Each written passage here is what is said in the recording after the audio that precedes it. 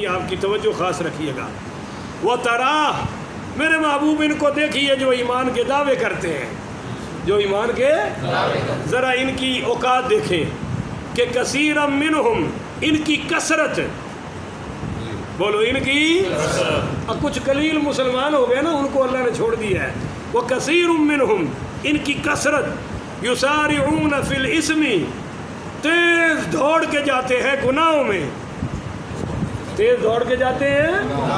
میں نے کہا تھا نا کہ یہودیوں کے، حضور نے فرمایا میری امت یہودیوں کے نقش قدم پہ چلے گی، قدم بقدم یہودیوں والے اعمال کرے گی۔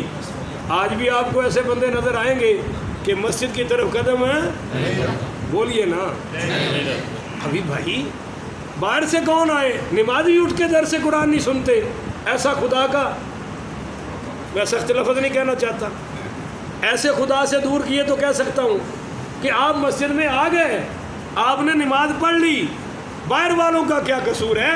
جب آپ کو قرآن سننا نصیب نہیں ہو رہا، آپ کو علم قرآن کی دولت کیوں نہیں مل رہی؟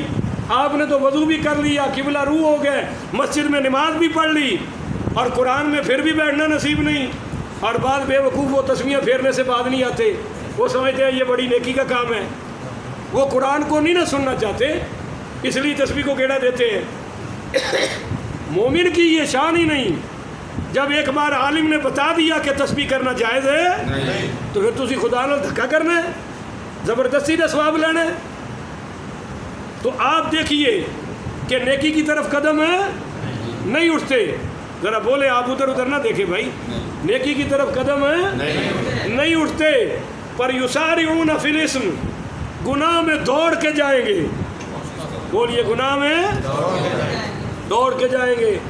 یہ پاکستان میں بیٹھو کو پتہ ہے کہ انڈیا کی فلم کون سی آ رہی ہے، ان سب کو پتہ ہے۔ میرا نام پوچھو منڈیا نو کوئی نہیں ہونا، انڈیا دے کنجرا دا پوچھو سارے دا ہونا ہے، کیونکہ ساری کوششیں کس کی طرف ہیں؟ گناہ کی طرف، والعدوان، اور زیادتی کی طرف بھی بڑھ چڑھ کے جاتے ہیں۔ اسم، یہ وہ گناہ ہے جو آپ اللہ کی نافرمانی میں کریں گے، عدوان وہ گناہ ہے جو مظلوم لوگوں پر زیادتی کریں گے، جو ہم لوگوں پر زیادتی کرے، کسی کا حق مارے، کسی کو گالی دے، کسی پر تہمت لگائیں، یہ عدوان ہے۔ جو نماز نہیں پڑھتے یہ اسم ہے، یہ گناہ ہے، جو اللہ کی نافرمانی، اللہ کے رسول کی نافرمانی ہو رہی ہے۔ اور آگے سنیے، وَأَكْلِهِمُ السُّحْتَ، اور یہ حرام کھاتے ہیں، بولیے حرام ہے، ہاں جی حرام خوری کرتے ہیں۔ لبیس ما کانوا یعملون، بے شک یہ بہت ہی برے عمل کرتے ہیں۔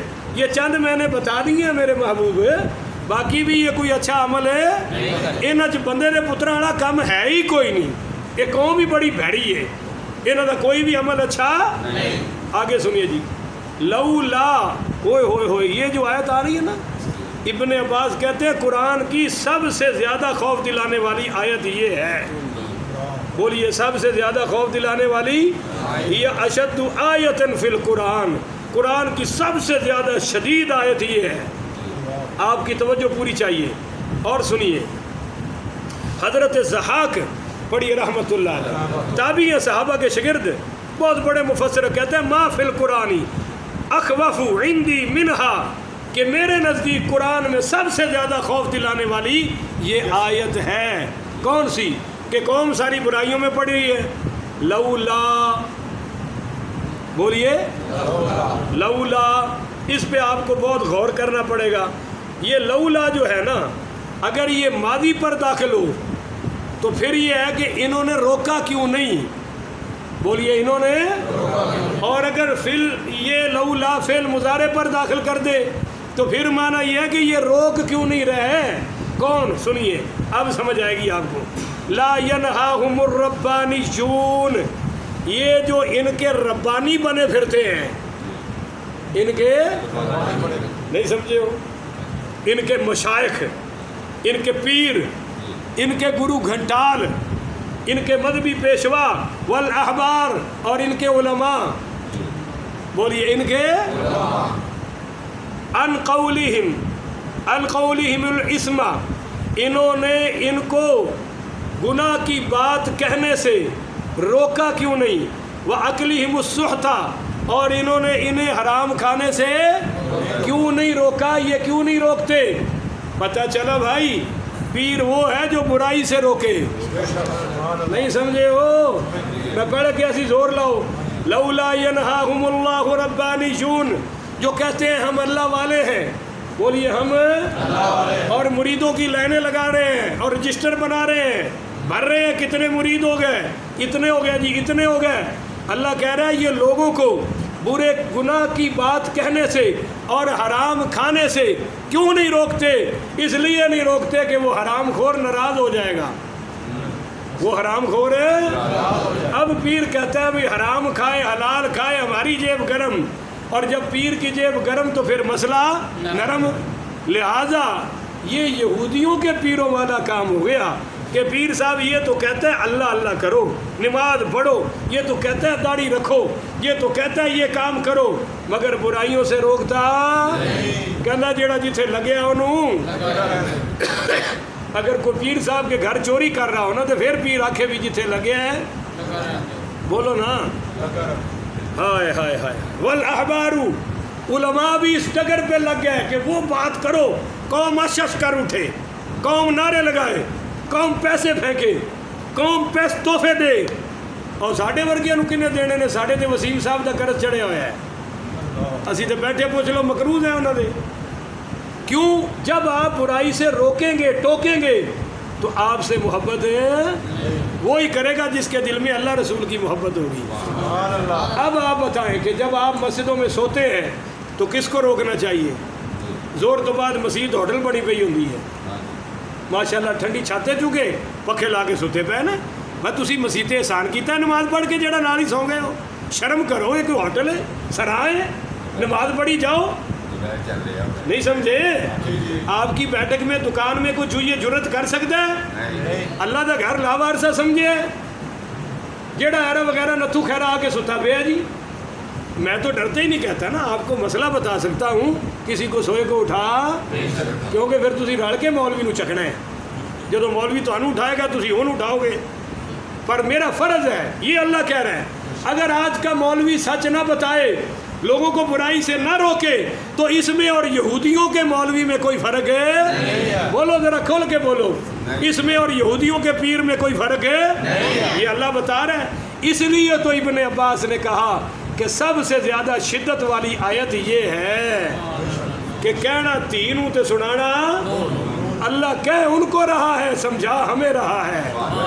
کہ تم جو ممبر پہ چوڑے ہو کے بیٹھے ہو اور لوگوں سے تحفے وصول کر رہے ہو تو حق بھی بکو، حق بھی بیان کرو. تمہاری زبان پہ کیوں گنگا شیطان چڑھا ہوا ہے؟ بکو والا لفظ غلط ہے، اعوذ باللہ من الشیطان الرجیم، اللہ معاف فرمائے، جذبات سے نکل گیا. حق بولو، بولو حق ہے. الامر بالمعروف. آپ کو ایک حدیث سناؤ ذرا، کہہ دو سبحان اللہ.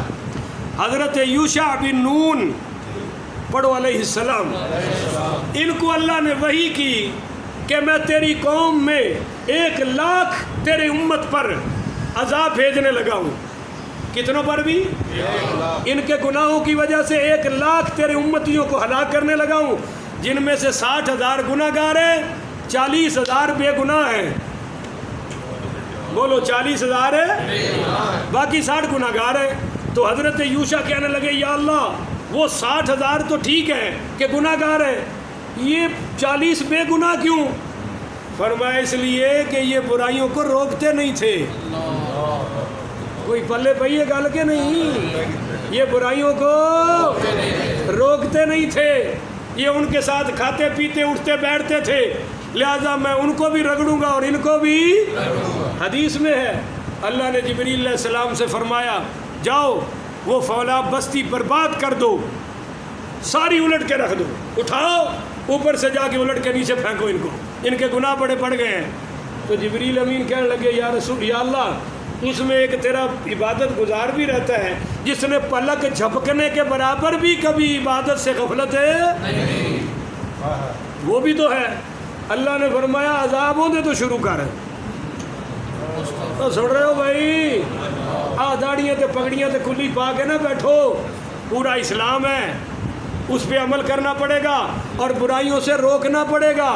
خود چھوڑنا کافی نہیں، گھر والوں کو روکنا بھی او بولو تو صحیح پتہ ہے میں نے تو مزہ کوئی نہیں آ رہا تھے میں مزے والی تقریر کر بھی نہیں رہا بیوی کو روکو ٹوکو بچوں کو روکو تو ابا بھی اچھا لگتا برادری کو برائی سے روک کے دیکھو آپ کو کوئی بھی پسند نہیں کرے گا اللہ نے فرمایا اسی سے عذاب شروع کر یا اللہ یہ تو عبادت گزار ہے فرمایا یہ خود عبادت کرتا تھا پر لوگوں کو گناہ سے منع نہیں کرتا تھا چلیے یہ ابھی